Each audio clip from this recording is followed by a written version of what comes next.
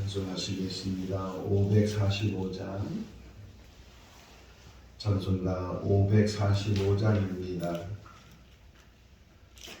이 눈에 아무증 동안이 배워도 믿음만을 가지고서 늘 걸으면 이 귀에 아무 소리 아니 들려도 하나님의 약속 위에 소리가 걸어가세 믿음 위에 서서 나가세 의심 버리고 걸어가세 믿음 위에 서서 눈과 귀에 아무 증거 없어도 이 눈이 보기에는 어떠하든지 이미 얻은 증거대로 늘 믿으면 이 맘에 의심 없이 살아갈 때에 우리 소원 주 안에서 이루리. 걸어가세 믿음 위에 서서 나가세 의심 버리고 걸어가세 믿음 위에 서서 눈과 귀에 아무 증거 없어도 주님의 거룩함을 두고 맹세한 주 하나님 아버지는 참 미쁘다. 그 귀한 모든 약속 믿는 자에게 능치 못할 무슨 일이 있을까. 걸어가세 믿음 위에 서서 나가세 의심 버리고 걸어가세 믿음 위에 서서 눈과 귀에 아무 증거 없어도. 로마서 3장 19절에서 31절 말씀까지입니다. 로마서 3장 19절에서 31절 말씀까지. 우리가 알거니와 무릇 율법이 말하는 바는 율법 아래 있는 자들에게 말하는 것이니 이는 모든 입을 막고 온 세상으로 하나님의 심판 아래 있게 하려 함이라. 그러므로 율법의 행위로 그의 앞에 의롭다 하심을 얻을 육체가 없나니 율법으로는 죄를 깨달음이니라. 이제는 율법 외에 하나님의 한 의가 나타났으니 율법과 선지자들에게 증거를 받은 것이라.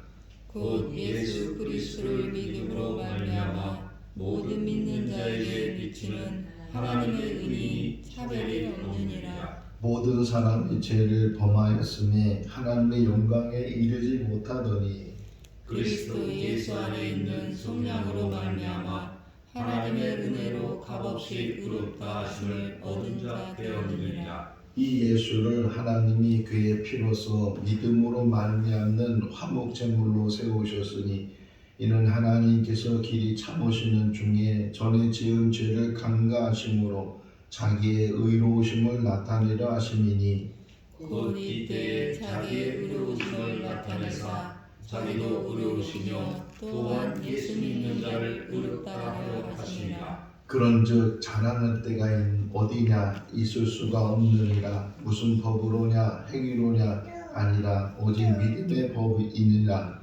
그러므로 사람이 의롭다 하심을 얻은 것은 율법의 행위에 있지 않고 믿음으로 되는 줄 우리가 인정하노라. 하나님은 다만 유대인의 하나님이시냐 또한 이방인의 하나님은 아니시냐. 진실로 이방인의 하나님도 되시느니라. 할례자도 믿음으로 말미암아 또한 무할례자도 믿음으로 말미암아 의롭다 하실 하나님은 한 분이시니라. 같이요. 그런즉 우리가 믿음으로 말미암아 율법을 파괴하느냐 그럴 수 없느니라. 도리어 율법을 굳게 세우느니라. 아멘. 할렐루야. 성경에 보면 노아 시대가 있었고 그 노아를 가리켜서 당대의 의인이었다 이런 말씀이 기록이 되어져 있습니다. 하나님께서 노아에게 방주를 지으라고 하였고 노아는 그 말씀을 순종해서 120년 동안 방주를 지었습니다. 그리고 그 방주 안에 들어가서 홍수 심판을 면하게 되고 노아와 그 식구 8명이 구원을 얻게 됐다. 이런 이야기를 우리가 성경에서 보게 됩니다. 근데 방주에서 나온 후에 노아가 포도나무를 심고 그리고 포도주를 마셨는데 아주 많이 마셨는데 취해서 벌거벗고 잠을 자다가 둘째 아들에게 그것이 흉이 돼서 그런데 또 첫째 셋째 아들은 발 뒤꿈치로 이제 아버지에 가서 그 벗은 몸을 가리는 뭐 그런 이야기들을 우리가 성경에서 보게 됩니다.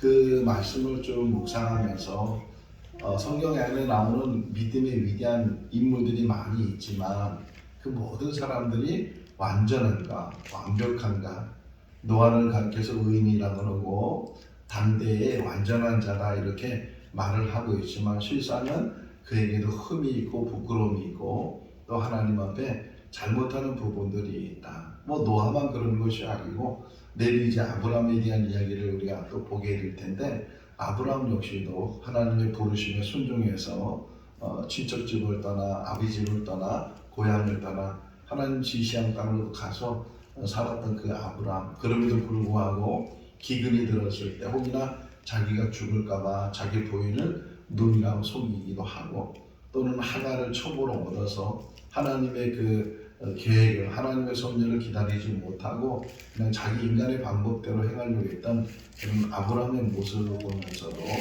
아브라함 역시도 완전하지 못하고 의롭지 못한 부분들도 없지 않아 있었다. 모세 역시도 그렇고 다윗도 그렇고 우리가 잘 알고 있는 욥 역시도 욥은 동방의 의인이다 이렇게 말을 들었지만 그 역시도 결국은 하나님 앞에 죄를 고백하고 그 죄에 대한 사함을 받는 이야기를 우리가 보는 것처럼 그 어떤 누구도 정말 저 사람만큼은 없이 살아도 되고 저 사람만큼은 아무 흠이 없는 사람일 거야 라고 혹이나 말을 할 수 있지만 실상은 그런 사람이 하나도 없다는 게 그래서 로마서 3장 10절 말씀에 의인은 없나니 하나도 없다 이렇게 말씀을 하고 있는 거죠. 우리도 역시 마찬가지예요. 아무리 선한 척하고 아무리 죄 없는 척해도 우리의 속을 보면 우리의 진실된 모습을 보게 되면 하나님 앞에 다 부끄러운 그런 삶이 우리 삶이다. 오늘 본문을 보면 율법의 기능이 뭐냐? 왜 하나님께서 율법을 주셨는가? 율법이 나쁜 건 아니거든요. 지금도 마찬가지예요. 율법은 하나님의 법이고 율법은 반드시 있어야 법. 맨 마지막 절 끝이 뭐예요?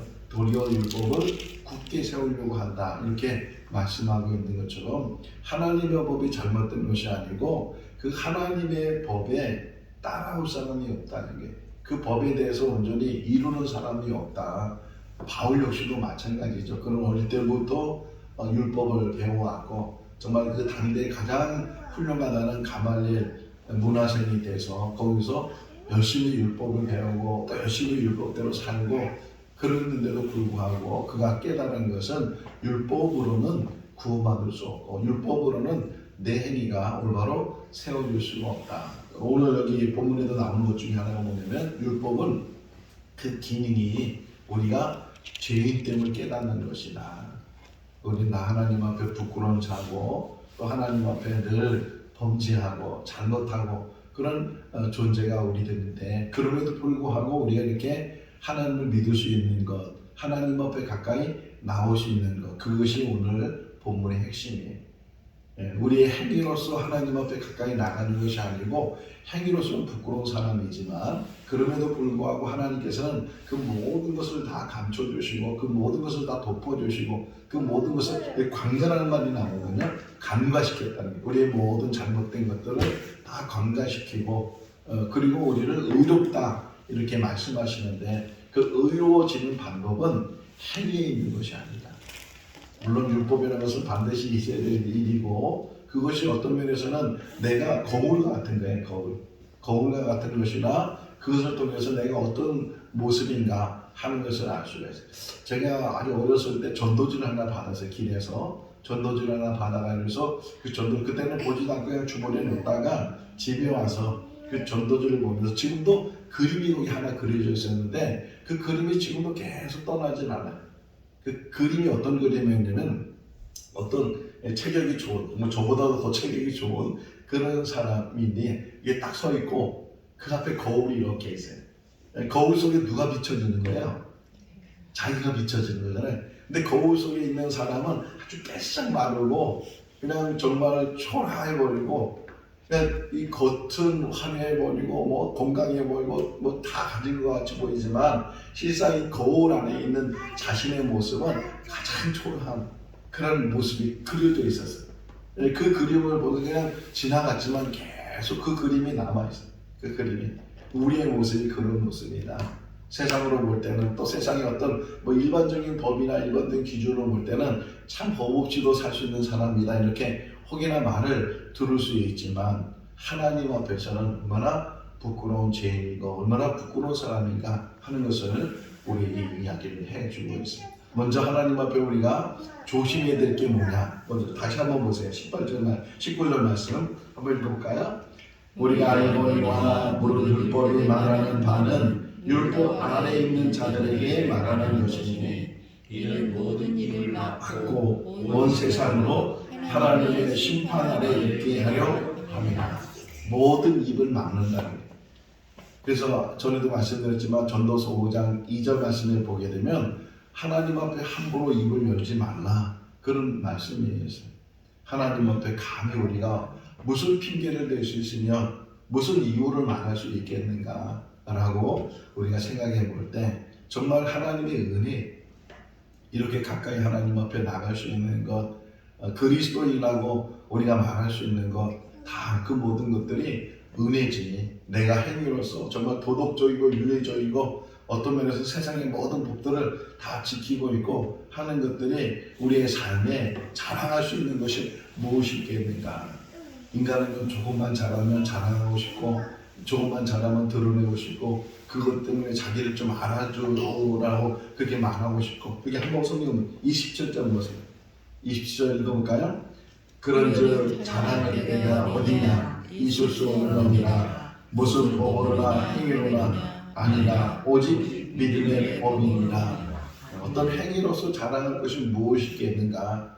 자랑하는 일들이 우리 가운데 혹 있다 할지라도 그것이 하나님 앞에 무슨 자랑이 되겠는가. 우리가 어떤 행위를 가져도 그 행위를 통해서 우리의 죄의 문제와 우리의 모든 삶의 문제들이 해결되지 않는다는 거예요. 다른 종교 얘기를 해서 좀 죄송하지만 예를 들면 불교 같은 종교는 윤회사상을 가지고 있잖아요. 윤회사상의 핵심이 뭐냐면 이 땅에 살면서 착하게 살고 선하게 살고 의롭게 살면 그것이 승화가 되는 거예요.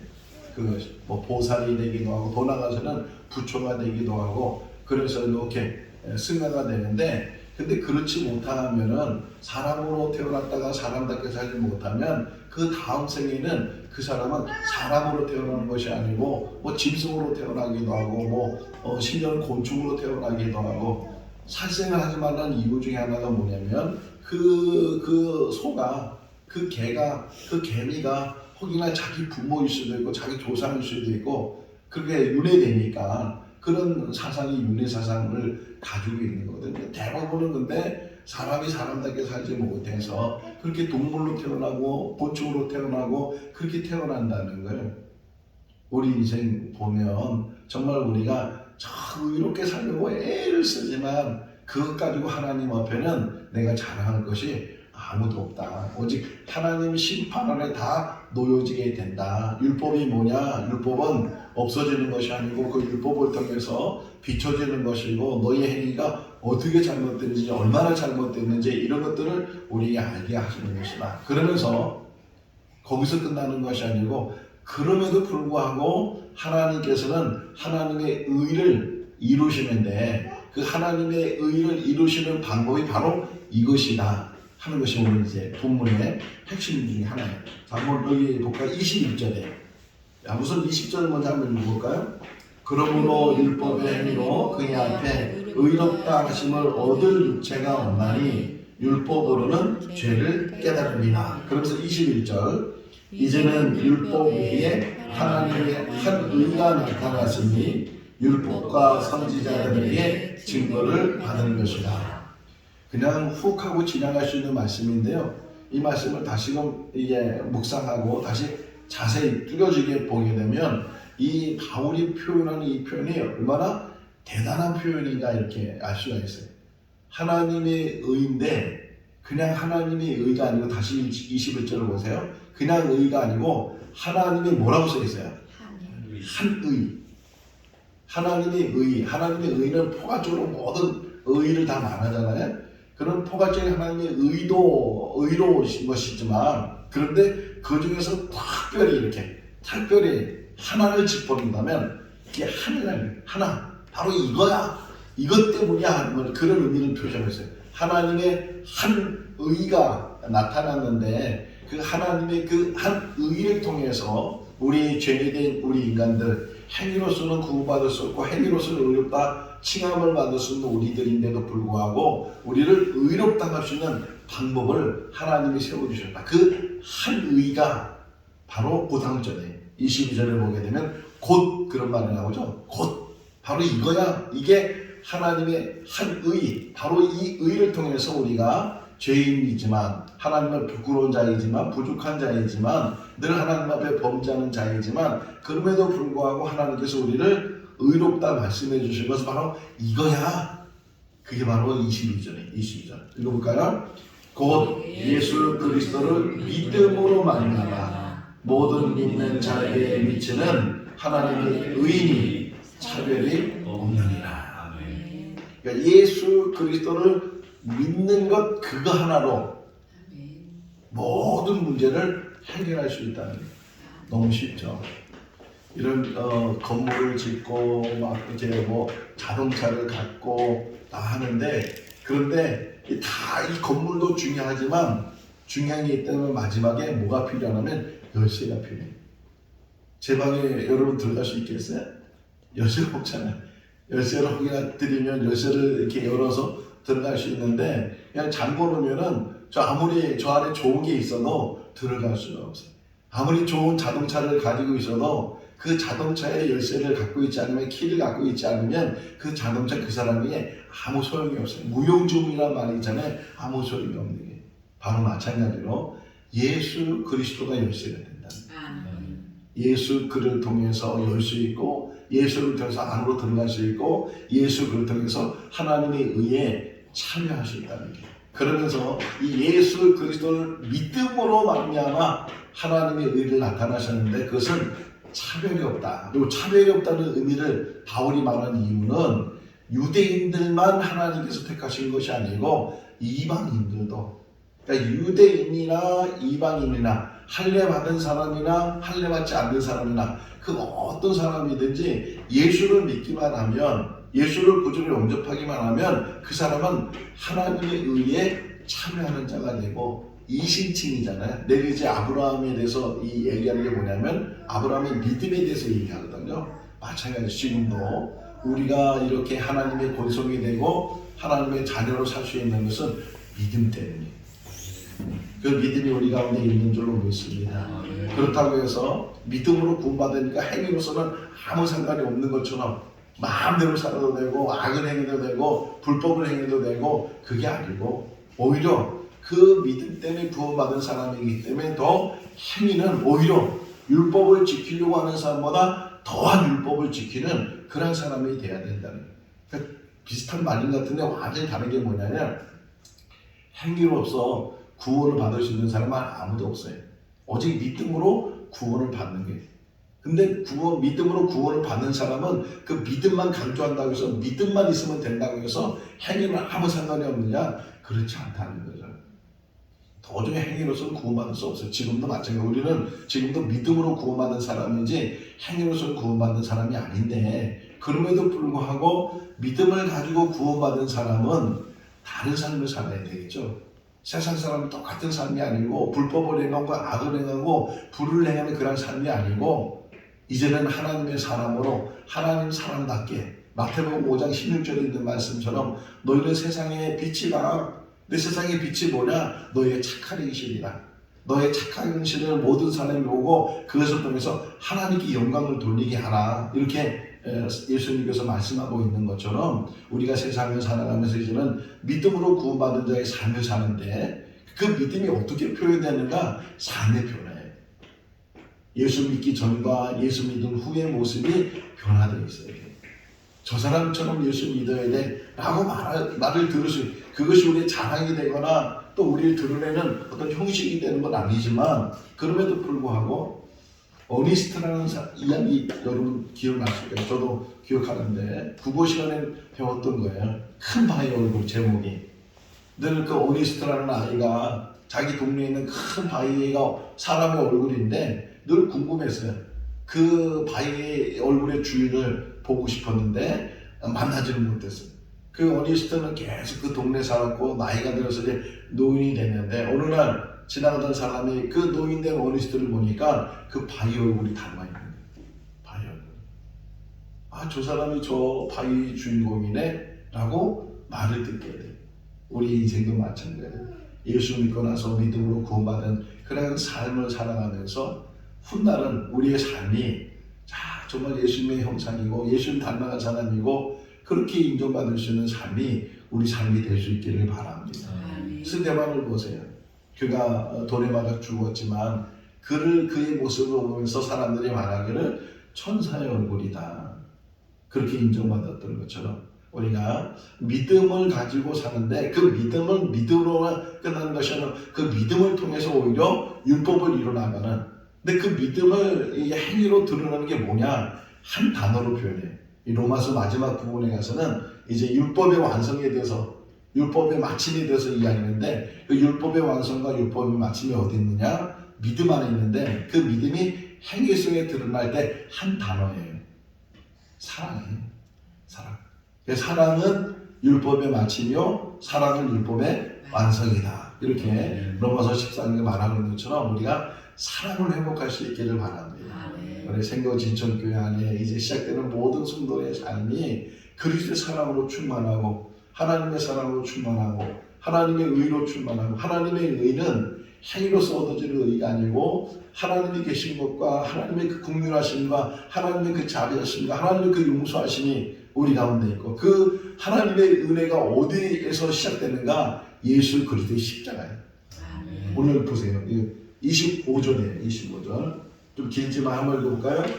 이 예수를 하나님이 그의 피로써 믿음으로 말미암는 화목제물로 세우셨으니 이는 하나님께서 길이 참으시는 중에 전에 지은 죄를 간과하심으로 자기의 의로우심을 나타내려 하십니다. 화목제물이 뭐예요? 예수님의 십자가잖아요. 예수님께서 우리를 대신해서 그 십자가에서 죽으심으로 그분이 피를 흘리시고 그분이 우리를 대신해서 죄값을 치러주심으로 우리가 하나님의 의에 참여하는 자 하나님의 의로시고 우리가 의롭게 됐는데 그 의롭게 된 게 뭐냐? 믿음이라는 거예요. 그래서 이 믿음의 법이라는 말이 나와요. 27절에 보게 되면 우리가 자랑할 것도 없고 또 우리가 무슨 행위로 드러낼 것도 없고 오직 믿음의 법을 가지고 그 믿음을 통해서 하나님께서 우리를 인쳐주시고 우리를 인정해 주시고 우리를 세워주셨어요. 그 믿음이 우리 가운데 있는 줄로 믿습니다. 그 믿음을 가진 사람의 행위 속에 드러나는 것이 엎드리는 거예요. 겸손한 거예요. 낮아지는 거예요. 마태복음에 있는 말씀처럼 마태복음 주님 말씀하셨을 때 이렇게 말씀하셨는데 내가 섬김을 받으러 온 것이 아니고 뭐라고요? 섬기러 왔다고. 우리가 이 땅에 사는 날 동안 섬김의 모습으로 섬기는 삶 서로 발을 씻겨주라고 주님 말씀하신 것처럼 서로 발을 씻겨주셔서 서로 사랑을 나누면서 그렇게 사는 그런 믿음의 삶이 우리 삶이 될 수 있기를 바랍니다. 생거진전교회가 사랑으로 풍성한 그런 교회가 되고 성도의 교제가 될 수 있기를 주님의 이름으로 축원합니다. 기도하겠습니다.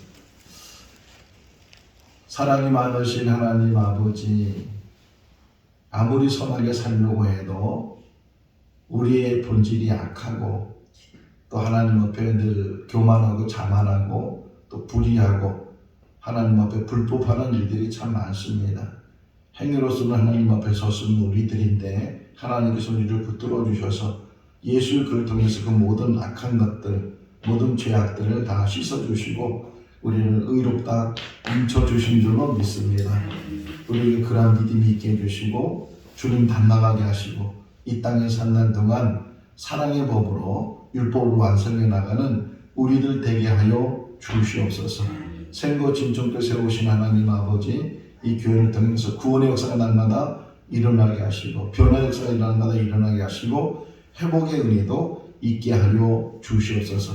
이 교회에 나오는 모든 사람들마다 새롭게 변화되게 하시고 하나님 앞에 바로 서게 하시고 천국 백성이 되게 하시고 믿음으로 살게 하시고 그 행위로 증거되게 하여 주시옵소서.